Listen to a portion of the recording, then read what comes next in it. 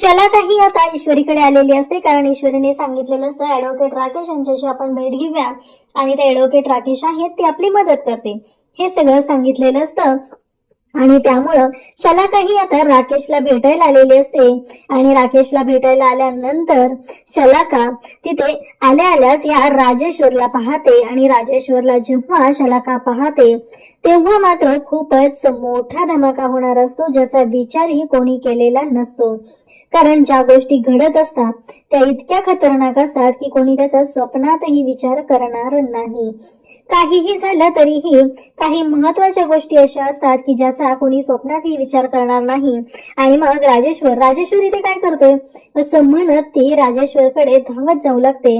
आणि जेव्हा राजेश्वर म्हणजे राकेश जो आहे तो रूमचा दरवाजा उघडतो आणि तो आतमध्ये जातो तेव्हा मात्र सगळ्यांनाच तिथे आता शलाकाला धक्का बसतो. शलाका तिथे जाऊ लागते आणि शलाका मात्र जेव्हा तिथे गेलेली असते तेव्हा मात्र शलाका आता राजेशच्या रूम मध्ये, म्हणजे तिच्यासाठी तो राजेश्वर आहे आणि ईश्वरीसाठी तो राकेश आहे, याची त्याची अशी बदललेली 100 नावं आहेत असं म्हटलं तरी काहीच हरकत नाही. आणि जेव्हा आता शलाका तिथे जाते आणि तेव्हा राकेशने तिला आत खेचून घेतलेलं असतं. आणि मग शलाका म्हणत असते की आता तुझा शेवट होणार आहे, कारण काहीही झालं तरीही तू जी गोष्ट केलेली आहे ती गोष्ट आता तुझ्या समोर येणार आहे असं ती म्हणत असते.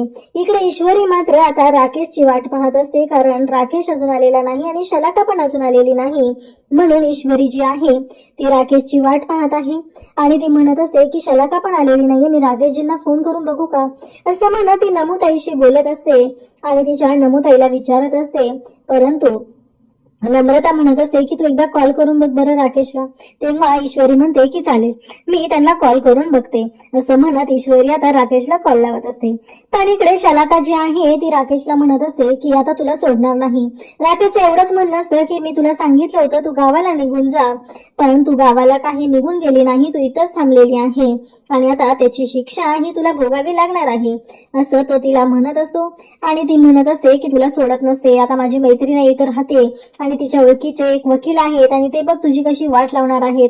आणि मग इकडे ईश्वरी जी आहे ती फोन करत असते आणि फोन केल्यानंतर ती राकेशला फोन करते आणि राकेश काही तिचा फोन उचलत नसतो. तेव्हा इकडे राकेश शलाकाचा गळा दाबत असतो आणि तिला म्हणत असतो की हे बघ कसे तुझ्या मैत्रिणीचा फोन मलाच येत आहे, कारण तिचा राकेश वकील जो आहे तो मी आहे, एवढं लक्षात ठेव असं सगळं तो तिला सांगत असतो. आणि तेव्हा मात्र शलाकाला धक्का बसतो, म्हणजे हा जो राकेश आहे तो फसवत आहे. तर कोणाला फसवत आहे, तर तो आता ईश्वरीला फसवत आहे. त्याचबरोबर या राकेशने आधी फसवलेला आहे ते म्हणजेच अंजलीलाही त्याने फसवलेला आहे गोड बोलून. ही गोष्ट मात्र अजून समोर आलेली नसते. आणि त्यासोबतच इकडे आपल्याला पाहायला मिळतं की राकेशने त्याच्या बाजूने भरपूर प्रयत्न केलेले असतात सगळ्यांना लुबाडण्याचं. हे राकेशला फक्त आणि फक्त त्याला सुंदर मुली हव्या असतात आणि त्यासाठी हे सगळे त्याची नाटकं चाललेली असतात. शलाका म्हणत असते मी माझ्या मैत्रिणीचं नुकसान होऊ देणार नाही, कारण मी तिला फसवू देणार नाही, एवढं लक्षात ठेव असं शलाका म्हणत असते. आणि त्यासोबतच आपल्याला पाहायला मिळतं की ईश्वरी म्हणते की राकेश जे फोन उचलत नाहीये, तर नमू म्हणते की बर शलाका त्यांना फोन करून बघ बरं. मग शलाकाला फोन केला जातो. इकडं शलाकाने आता नरडं पकडलेलं असतं ते म्हणजे राकेशचं आणि त्याला म्हणत असते की आता मी तुला सोडणार नाही. परंतु राकेश एवढ्या खालच्या थराला पोचलेला माणूस आहे की तो मात्र शलाकाला म्हणतो की तू माझं काहीच बिघडवू शकत नाही, एवढी गोष्ट कायमस्वरूपी लक्षात ठेवायची आहे आणि त्यामुळं काहीही झालं तरीही माझ्यापासून लांब राहायचं आहे आणि पुन्हा माझ्याशी या भाषेत बोलायचं नाही असं म्हणत तो बोलत असतो. आणि त्यासोबतच तो शलाकाला मारायला सुरुवात करतो. तिला म्हणतो की आता तुला सोडत नसतो, म्हणून त्याने शलाकाला ढकलून दिलेलं असतं, कारण शलाका या सर्व गोष्टी ईश्वरीला सांगणार असते. आणि आता इकडे साम दाम दंड भेद सगळं वापरून राकेशला ईश्वरी त्याला हवी असते आणि त्याच्यासाठी त्याचे प्रयत्न चालू झालेले असतात. त्यानंतर इकडे पाहायला मिळतं की तो शलाकाला मारत असतो, तिचा छळ मांडलेला असतो अक्षरशः आणि त्याने जो गोंधळ घातलेला असतो त्यामुळं इकडे शलाका मात्र खूपच घाबरलेली असते. परंतु ती म्हणत असते की मी तुला आता घाबरत नाहीये, एवढं लक्षात ठेव राजेश्वर, आता मी तुला सोडणार नाही. इकडे ईश्वरी शलाकाला कॉल लावते पण शलाकाचा फोन लागत नसतो, कारण तो फोन राकेशने हातात घेतलेला असतो आणि तिला म्हणत असतो की तुझा फोन, आणि ती म्हणत असते की माझ्या फोनला हात लावायचा नाही. तर राकेशने तिच्या फोनवर आलेला ईश्वरीचा कॉल कट केलेला असतो आणि त्यानंतर फोन स्विच ऑफ केलेला असतो. म्हणजे एवढ्या खालच्या तऱ्हेला हा माणूस पोचलेला आहे, कारण त्याची बायको आहे ती फक्त स्वतःला न्याय मागत आहे, तर हा माणूस मात्र तिचा छळ मांडत आहे. ऑलरेडी एक बायको करून घेतलेली आहे आणि त्यानंतर तो आता मागे लागलेला आहे, तो म्हणजे ईश्वरीच्या. काही करून त्याला ईश्वरी स्वतःच्या जवळ आणायची आहे, ईश्वरी बरोबर त्याला काहीतरी घाणेरडं करायचं आहे, म्हणून त्याच्या डोक्यात हे सगळं चालू झालेलं असतं. आणि त्यानंतर आपल्याला पाहायला मिळतं की जेव्हा हे सगळं घडत असतं तेव्हा आता शलाकाचाही फोन लागत नाही. ही गोष्ट ईश्वरीच्या लक्षात आलेली असते आणि ईश्वरी राकेशला, शलाकाला दोघांनाही फोन लावते. तेव्हा ती नमूला म्हणते की मी एकदा ना जाऊन येते, राकेशजी तिथं आहेत का घरी बघून येते, कारण जर ते तिथं असतील तर मला त्यांच्याशी बोलता येईल, असं म्हणत ईश्वरी निघालेली असते. आता शलाकाला खूप टेन्शन लागलेलं असतं, कारण तिला इतक्या वेळ वाटत होतं की आता मी फोन करून इकडे ईश्वरीला बोलवू शकते, ईश्वरी इथेच असणार आहे, म्हणून तिने शांत होती. पण आता ती घाबरलेली असते, कारण राकेश कोणत्याही थराला जाऊ शकतो ही गोष्ट तिला माहिती आहे आणि आताही तेच घडत असतं. ती मात्र बिचारी घाबरलेली असते, तिला कळायचं बंद झालेलं असतं की आता करू काय, हा मोठा प्रश्न तिच्या पुढे उभा राहिलेला असतो.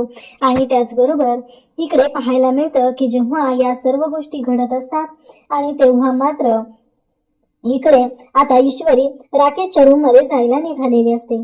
त्यानंतर आपल्याला पाहायला मिळतं की अर्णव हा फोटो पाहत बसलेला असतो आणि मग अर्णवने लॅपटॉप वरती पूजेचे फोटो काढलेले असतात आणि त्या फोटोंमध्ये जो फोटो तो पाहत असतो तो फोटो असतो तो म्हणजे ईश्वरीचा फोटो तो पाहत असतो. आणि त्याचबरोबर ईश्वरी बरोबर त्याने पूजा करताना घालवलेले क्षण, गुरुजींनी दिलेलं ओटीचं साहित्य, ते साहित्य शलाकाला देताना जोडीने त्यांनी दोघांनी दिलेलं, हे सगळं त्याला आठवत असतं. आणि त्यासोबतच इकडे अर्णव मात्र आता ते सगळे फोटो पाहत बसलेला असतो, त्याला खूप छान वाटत असतं. आणि त्याचबरोबर इकडे तो म्हणत असतो की खरंच म्हणजे त्याच्या मनात कुठंतरी इकडे पाहायला मिळतं की हे सगळं जे काही घडत आहे ते खरंच खूप चांगलं आहे का. ईश्वरीच्या चांगल्या आठवणींमध्ये तो रमलेला असतो, त्याला खूप छान वाटत असतं. फायनली कुठंतरी काहीतरी त्याच्या मनाप्रमाणे घडतंय की काय, असं त्याला वाटत असतं. कारण ज्या मुलीच्या तो शोधात आहे ती हीच तर मुलगी नाहीये ना, हा प्रश्न अर्णवला पडलेला असतो. त्यानंतर अर्णव तो फोटो पाहत असतो, ईश्वरीची गोड स्माईल, तिच्या चेहऱ्यावरची ती गोड स्माईल पाहून इकडे अर्णवला मात्र खूपच छान वाटत असतं. आणि त्याचबरोबर आकाश हा अर्णवकडे आलेला असतो. आकाश तिथे येऊन पाहतो तर अर्णव फोटो पाहत असतो आणि तोही ईश्वरीचा फोटो पाहतोय. हे पाहून आकाशला धक्का बसलेला असतो आणि तो हसत असतो, कारण त्याला कळलेलं असतं की अर्णव हा जो आहे तो ईश्वरीच्या प्रेमात आहे, ही गोष्ट त्याला कळलेली असते. आणि मग तो म्हणत असतो की दादा पुढच्या त्या मीटिंगचं उद्याच्या, तेव्हा तो सांगतो की हो चालेल, पुढचं अरेंजमेंट करून घे, असं त्याचं बोलणं चाललेलं असतं. आणि त्यासोबतच आपल्याला पाहायला मिळतं की आकाश म्हणत असतो तू फोटो पाहतोयस, तेव्हा मात्र तो सांगतो की हो. तेव्हा इकडे आकाश त्याला म्हणत असतो की अरे तू ईश्वरीचा फोटो पाहतोय. तेव्हा अर्णव म्हणत असतो की हो, त्यात काही पूजेचे फोटो पाहत होते, त्यात हा फोटो आलेला होता समोर, कारण ती पूजेला तर आलेली होती ना, त्याच्यामुळेच तर हा फोटो इथं आलेला आहे, असं तो सांगत असतो. आणि त्यानंतर आकाश म्हणतो की नाही बघ दादा, म्हणजे मी तुला याच्यासाठीच बोलत आहे, असं म्हणत तो तिथून निघून जातो. त्यानंतर इकडे ईश्वरी आता राकेशकडे आलेली असते. राकेशचं दरवाजाला लॉक नसतं, तेवढ्यावर तिला कळलेलं असतं की राकेश हा घरीच आहे, त्यामुळे ईश्वरीला बरं वाटतं. आणि ईश्वरी म्हणू लागते की चला राकेशजी तर घरी आहेत ना. आणि इकडे राकेशला ईश्वरी बाहेरून जसा आवाज देत असते तसा इकडे राकेशने तोंड दाबायला सुरुवात केलेलं असतं शलाकाचं. त्याने मागचा पुढचा कुठलाच विचार करत नसतो. शलाकाला काय होईल, शलाका आवाज देऊन ईश्वरीपर्यंत सत्य आणण्याचा प्रयत्न करत असते. त्याच्या डोक्यात भीती हीच असते की ईश्वरीला हे सगळं कळलं नाही पाहिजे आणि त्यासाठी तो आता शलाकाचं तोंड दाबू लागलेला असतो. ईश्वरी तिथं पोहोचलेली असते. ईश्वरी दरवाजा वाजवत असते, राकेशजी दरवाजा उघडा, राकेशजी दरवाजा उघडा म्हणत ईश्वरीचा बाहेर गोंधळ सुरू झालेला असतो. ईश्वरी जोर जोरात दरवाजा बडवत असते आणि ईश्वरीच्या आवाजाने शेजारचे काका तिथे येतात आणि ईश्वरीच्या आवाजाने शेजारचे काका तिथे आलेले असतात. आणि त्यानंतर आपल्याला पाहायला मिळतं की हे सगळं जेव्हा घडत असतं तेव्हा मात्र आता ईश्वरी टेन्शन मध्ये आलेली असते. ईश्वरीला कळतच नाहीये की हे सगळं काय झालेलं आहे.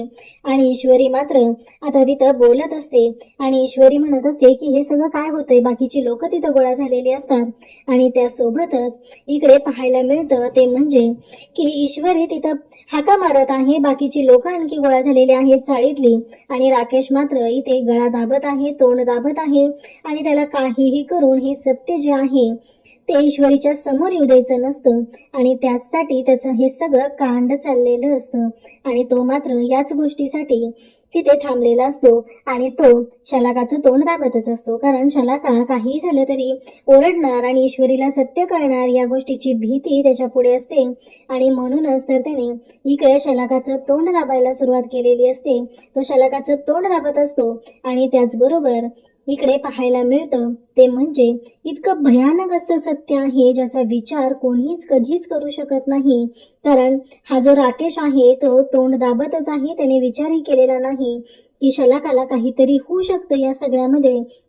हा विचार त्याच्या मनातही येत नाही. ईश्वरी बाहेरून काळजीने इकडे दरवाजा वाजवत असते. बाकीची लोक गोळा झालेली असतात आणि त्यासोबतच ईश्वरी मात्र दरवाजा आपटतच असते. पण राकेश तोंड दाबत असतो आणि अचानक त्याला असं जाणवतं की शलाका गप्प बसलेली आहे. तिचा आवाज येत नाहीये म्हणून त्याने तिच्या तोंडावरचा जो हात आहे तो बाजूला काढतो आणि त्या क्षणी त्याला धक्का बसतो. कारण शलाका ही आता खाली कोसळते. त्याला असं वाटतं की शलाका बेशुद्ध पडलेली आहे. पण घडलेलं मात्र खूप विचित्र असतं. शलाका ही बेशुद्ध पडलेली नसते तर शलाका ही मेलेली असते. आणि इकडे ईश्वरी सगळी लोक तिथं गोळा झालेली आहेत. दरवाजा वाजवत आहेत. राकेश काही दरवाजा उघडत नाही. शेवटी या सगळ्यांनी आता ठरवलेलं असतं की आपण हा दरवाजा फोडूया असा विचार सगळ्यांच्या डोक्यात सुरू झालेला असतो आणि त्यासोबतच इकडे पाहायला मिळतं की शलाका आता तिथे मरून पडलेली असते आणि राकेश शलाकाला उठवण्याचा प्रयत्न करतो.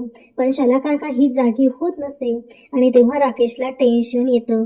आता घरी राकेशची फाटलेली असते आणि ही लोक बाहेरून म्हणत असतात की आता आपण दरवाजा फोडूया. कारण राकेश जे का दरवाजा उघडत नाहीयेत हा प्रश्न त्यांना सगळ्यांना पडलेला असतो आणि म्हणूनच त्यांनी सगळ्यांनी ठरवलेलं असतं की आता दरवाजा फोडायचा आहे आणि दरवाजा फोडण्याचा विचार सगळ्यांनी केलेला असतो आणि सगळेजण दरवाजा फोडण्यासाठी आता तिथे एकत्र जमलेले असतात. आणि इकडे राकेशला मात्र प्रश्न पडलेला असतो की काहीही करून आता ही गोष्ट आहे ती आता समोर तर आलेली आहे परंतु हे लपवायचं कसं. कारण आपल्याकडून जी चूक झालेली आहे ती चूक इतकी मोठी आहे की एखाद्याचा आपण खून केलेला आहे. कारण शलाका त्याला काय मागत होती, त्याच्याकडे फक्त तिचा संसार मागत होती आणि इकडे राकेश मात्र आता तोंडावर पडलेला असतो. राकेशने जी चूक केलेली असते ती चूक इतकी भयानक असते, तो गुन्हा असतो आणि त्याने त्याच्या बायकोचा खून केलेला असतो. एखादा माणूस एवढा निर्गुण कसा असू शकतो, ज्या माणसाकडे दगडाचं काळीज म्हणायचं का काय ते मला प्रश्नच पडलेला आहे की तोंड दाबून त्याने सरळ त्या शलाकाला मारून टाकलेलं असतं. ती बिचारी तरफडून तिथं मरून पडलेली असते आणि इकडे सगळे लोक मात्र राकेशचा विचार करत असतात की राकेशचं नक्की काय झालं असेल हा प्रश्न सगळ्यांना पडलेला असतो. आणि परंतु ईश्वरी मात्र या सगळ्यांच्या काळजीने तिथं पोहोचलेली असते आणि आता ईश्वरी शांत बसणार नसते. शेवटी दरवाजा तोडण्यापर्यंत लोकांच्या मजल गेलेली असते आणि राकेशच्या पायाखालची जमीन सरकते. कारण काहीही झालं तरीही जर दरवाजा तोडला आणि आपण समोर अशा अवस्थेत पाहिलं लोकांनी आपल्याला तर खूप अवघड होणार असतं आणि त्यामुळं ईश्वरी इथं आत येण्याच्या आधी आपल्याला काहीतरी करावं लागणार आहे हे राकेशच्या लक्षात आलेलं असतं आणि त्यामुळंच राकेशने आता ठरवलेलं असतं ते म्हणजे लवकरात लवकर हिला इथून गुंडाळलं पाहिजे. आणि असं म्हणत राकेश आता पुढच्या तयारीला लागतो ते म्हणजे तिथून शलाकाला लपवून ठेवण्याच्या. राकेशने शलाकाला लपवलेलं असतं. ईश्वरी म्हणत असते अहो राकेशजी किती वेळ झालं. राकेश मात्र शर्ट काढून टॉवेल गळ्यात घेऊन बाहेर येतो आणि म्हणतो की मी आंघोळीला गेलो होतो, काय झालं. तेव्हा ईश्वरी म्हणते मी खूप वेळ झालं दरवाजा वाजवत होते आणि तुम्ही दरवाजा उघडत नव्हता ना म्हणून काळजी वाटत होती. हे सगळे आले, सगळ्यांना ती थँक्यू म्हणते आणि तिथून जायला सांगते. तेव्हा राकेशला म्हणते की राकेशजी चला मला तुमच्याशी खूप महत्वाचं बोलायचं आहे, आपण आज जाऊन बोलूया असं ती सांगू लागते. आणि तेव्हा राकेश म्हणत असतो म्हणजे काय झालं ईश्वरीजी. ईश्वरी म्हणत असते की चला लवकर. असं म्हणत ईश्वरी राकेशला घेऊन आतमध्ये जाते आणि ईश्वरी राकेशला घेऊन आतमध्ये गेलेली असते. तेव्हा राकेश म्हणत असतो की काय झालंय बोला. तेव्हा ती म्हणत असते की त्या शलाकाताई आहेत ना, त्या तुम्हाला भेटायला येणार होत्या आणि त्या आलेल्याच नाहीयेत. मला ना कळतच नाहीये, त्यांना त्यांच्या नवऱ्याने आज अजून धमकी दिलेली होती. त्या कोणत्या प्रॉब्लेममध्ये तर नसतील ना, शलाकाताईंना काही झालं तर नसेल ना, असं ईश्वरी इकडे राकेशला विचारत असते. आणि याच राकेशने त्या शलाकाचा खून केलेला असतो. म्हणजे ईश्वरी जी म्हणत असते की त्यांच्या नवऱ्याने त्यांना काहीतरी केलं असणार आहे आणि राकेशने खरंच ते केलेलं असतं.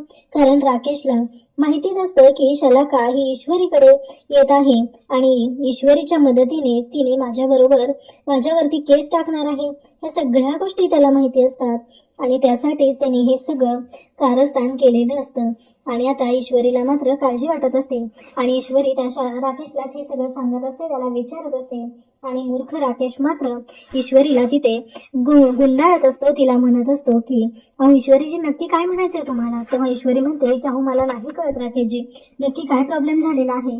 कारण शलाकाजी अजूनही आलेल्या नाहीत. त्या यायला निघाल्या होत्या, त्या येवाना यायला हव्या होत्या, पण त्या पोहोचल्याच नाहीत. आणि तेवढ्यातच तिथे असलेल्या कार्पेटकडे पडलेल्या बांगडीच्या काचाकडे ईश्वरीचं लक्ष जातं. हिरव्या बांगडीची काच असते आणि मग ईश्वरी त्या काचेकडे पाहू लागते. आणि तेव्हा मात्र इकडे राकेशची वाट लागलेली असते. राकेशला कळायचं बंद झालेलं असतं, कारण ईश्वरी जी आहे ती पुढं जात असते. आणि मग राकेश मात्र तिथे पाहत असतो. तेव्हा तो ईश्वरीला विचारतो काय झालं. तेव्हा ईश्वरी म्हणत असते ती बांगडीची काच. तेव्हा राकेशजी म्हणतो ती माझ्या एका केससाठी मी पुरावे शोधत आहे ना, त्यातली आहे ती, असं तो सांगत असतो. आणि मग ईश्वरी खाली बसते आणि ती काच उचलत असते.